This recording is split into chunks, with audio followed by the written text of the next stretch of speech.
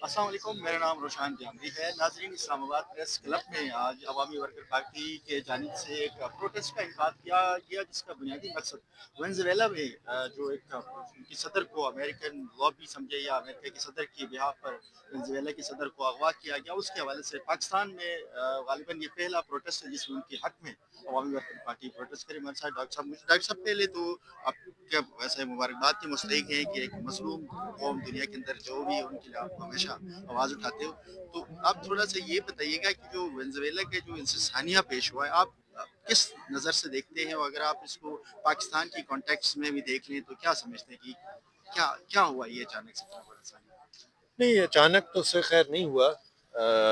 Venezuela के अंदर गुज़श्ता 25 साल से तकरीबन 1998 से जब मादुरो, जिनको आपने जिसका जिक्र किया, अगवा किया गया, उनसे पहले वाले जो सदर थे ह्यूगो चावेज, जब उन्होंने हुकूमत संभाली थी तो उस वक्त से अमेरिका जो है ना, इनको न सिर्फ आंखें दिखाता आ रहा है बल्कि चावेज की भी हुकूमत को कई दफ़ा गिराने की कोशिश की, जिसकी बुनियादी वजह यह है कि वेनेजुएला के पास तेल का बल्कि दुनिया का सबसे बड़ा ज़ख़ीरा है, 303 और वेनेजुएला की चावेज के बाद वाली हुकूमतों ने एलानिया उस तेल पर अमरीकी मल्टीनेशनल कंपनियों की जो दस्तरस है या इजारादारी ख़त्म कर दी। तो सीधी सी बात है, अमेरिका दुनिया का बदमाश है।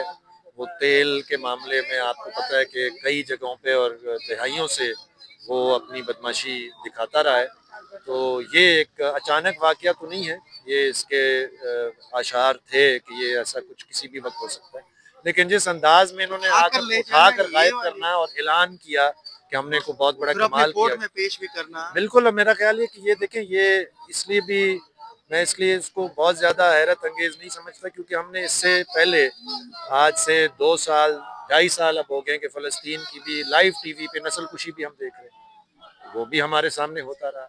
हम देखते हैं कि दहशतगर्दी को ख़त्म करने के नाम पर चाहे अमेरिका हो या चाहे पाकिस्तान के हुक्मरान हो, वो किसी भी वक्त कुछ भी कर सकते हैं, जबकि असल दहशतगर्द हैं जो कि खुद वो होते हैं या जिनकी वो सरपरस्ती में उनके पलते हैं, वो खुलेआम धंधनाते फिरते हैं।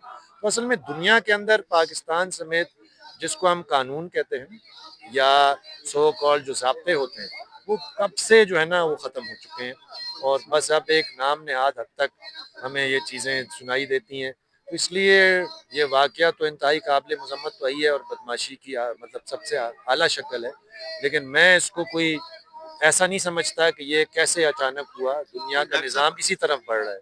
फ़लस्तीन की भी पिछले साल 1 साल के अंदर हमारे सामने है, लेकिन जिस तरह से उठाकर ले जाना फिर और अपनी अदालतों में पेश करके सज़ाएँ जी दिलवाना, हाँ। ये इसकी तारीख़ में ऐसे एग्ज़ाम्पल मिलती है कि कहीं कि कोई किसी को इस तरह यूँ उठाए और फिर यूनाइटेड नेशन की अपने आप को कहे कि हम आलमी कवानीन के मुहाफ़िज़ भी अमेरिका खुद को समझता है, वो जी। उन्हीं कवानीन ये की। देखें, सद्दाम हुसैन की हुकूमत को भी उन्होंने ये नारा लगा कर गिराया था कि उसके पास वेपन्स ऑफ मैस डिस्ट्रक्शन है।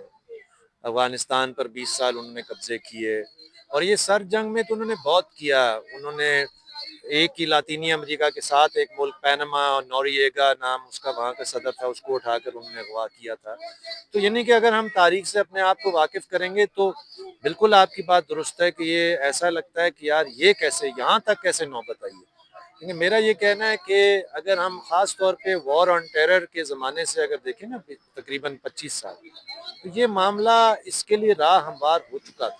ट्रंप चूँकि ख़ास मिजाज का आदमी है और एक ख़ास अंदाज, तो यह लिहाजा वो काम करता है जो तमाम बाकी जो साम्राज्य सुदूर पहले शायद किसी यानी के छुपा के अल्फाज के करते पीछे थे। छुपाते थे, वो बस एलानिया करता है।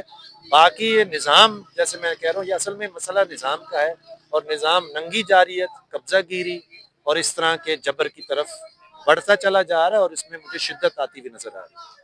आसिम साहब, आगे आपको क्या लगता है कि जिस तरह से डोनाल्ड ट्रंप दिगर मुल्कों के, इवन ग्रीनलैंड पे भी उसने बात कर रहा है आजकल, ईरान पे वो बात कर रहा है, और वो कहता है कि जो भी मैं दुनिया पे, उसने बल्कि एक स्टेटमेंट परसों ये दी कि मेरी फौज के पास, हमारे पास ये इख्तियार है कि हम दुनिया के जिस मुल्क पर भी चढ़ दौड़े, हम चढ़, हमें ये इजाज़त है। इसी तरह तो ये दुनिया किस तरफ जा रही है? देखिए, दुनिया तो मजीद बदअमनी, जंगें, मारा मारी, कत्लो गारत गरी, और ये इसलिए भी है, अगेन मेरा ख्याल है पाकिस्तान में रहते हुए हमें इसको समझना इसलिए भी आसानी से समझना चाहिए, کیونکہ ہمارے یہاں تو بلوچستان دیکھ لیں، پختونخوا دیکھ لیں، تو مارا ماری تو کب سے چل رہی ہے۔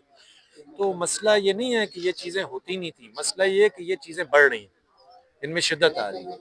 اور جیسے میں نے کہا، جب حکمران خود اتنے بے لگام ہو جائیں کہ وہ اعلانیہ کہیں کہ اور بتا کر کریں کہ ہم یہ کرنے جا رہے ہیں، تو پھر آپ یہ اندازہ کر سکتے ہیں کہ یہ واقعی ایک ایسی دنیا جس میں آنے والی نسل کے لیے صرف جنگیں نہیں، ماحولیاتی تباہی۔ تو اس لیے اب ہم جیسے ترقی پسند انسان دوست لوگ پھر بھی مایوس نہیں ہوتے، ہم پھر بھی کھڑے ہوتے ہیں، ہم پھر بھی ایک متبادل دنیا کا خواب دیکھنے کا پر زور دیتے ہیں۔ لیکن ہمارے پاس اتنا وقت نہیں ہے کہ ہم کہیں کہ یہ آنے والے سالوں میں پھر بھی بہت گنجائش ہے۔ معاملات بہت تیزی سے بگڑتے چلے جا رہے ہیں، اور میرا خیال ہے ہر باضمیر انسان کو چاہیے کہ وہ سامراج مخالف اور انسان دوست نظریات کے ساتھ اپنے آپ کو جوڑ کے جہاں جہاں پر بھی ہے، کیونکہ اس نظام کی بہت کڑیاں ہیں، ایک وینزویلا ہے، پاکستان میں بھی اس کی بہت کڑیاں ہیں، سب کو ہمیں للکارنا چاہیے اور ایک دوسرے کے ساتھ کھڑا ہونا چاہیے۔ بہت شکریہ ڈاکٹر صاحب۔ آپ جیسے کہ وینزویلا ہو یا آپ دنیا کے وہ ممالک جہاں پہ بھی ظلم ہو رہا ہو، اس کے خلاف کھڑا ہونا ہر انسان کا بنیادی فریضہ بھی ہے۔ آپ اگر سوسائٹی کے اندر جو بھی انسان ظالم اور مظلوم کی میں تمیز نہیں کرے، وہ سوسائٹی اور وہ معاشرہ انسانوں کے رہنے کے قابل نہیں ہوتا۔ مجھے اجازت دیجیے، اللہ حافظ۔